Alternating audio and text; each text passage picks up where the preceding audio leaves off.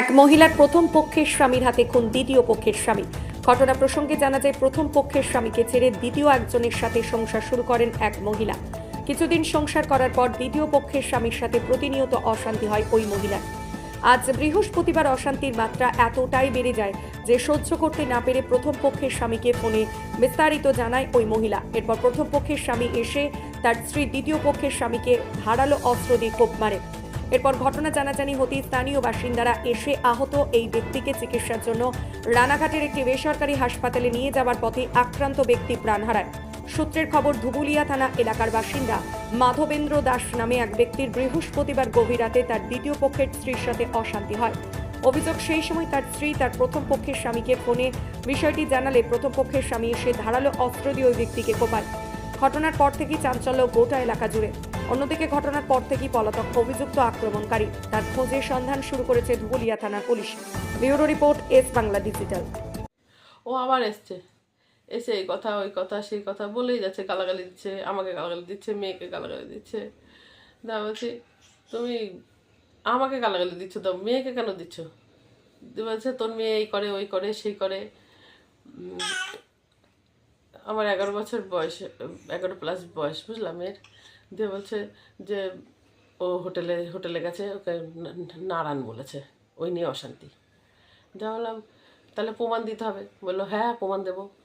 ঠিক আছে প্রমাণ দাও, এইসব কথা দিয়ে এই হতে হতে আমার আমি ওই পাশে গেছি শুতে, ও আমার গলাটা টিপে, খুব জোরে গলাটা টিপে ধরেছে। দিয়ে আমি নিঃশ্বাস নিতে পারছি না। দিয়ে আমি ঝাড়া মারা দিয়ে উঠলাম, উঠে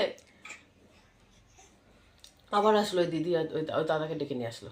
আমাকে বলছে, আমি বলছি হ্যাঁ আমি চাই তুমি আমাকে গালাগালি দাও। আমি তো মা বাবা ভাই বোন, মানে আমার কোনো আত্মীয় স্বজনের সঙ্গে, আমার কারোর সঙ্গে আমার কোনো যোগাযোগ নেই। সবার সাথে আমার বিচ্ছিন্ন, শুধু একমাত্র মেয়েটা ছাড়া আমি কারোর সঙ্গে যোগাযোগ রাখি না।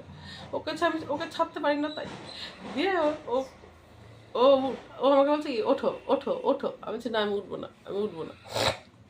দিয়ে ওই পাশের ঘরে আমার মেয়ে ঘুমাচ্ছিল, ওর মধ্যে গিয়ে দড়াম করে লাথি মারছে।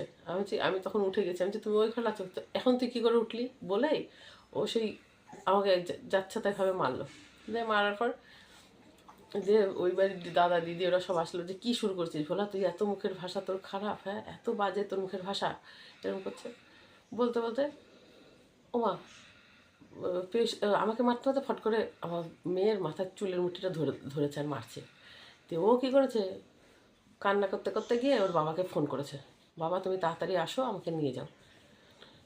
আমি বারবার বারণ করছি, ফোন করিস না।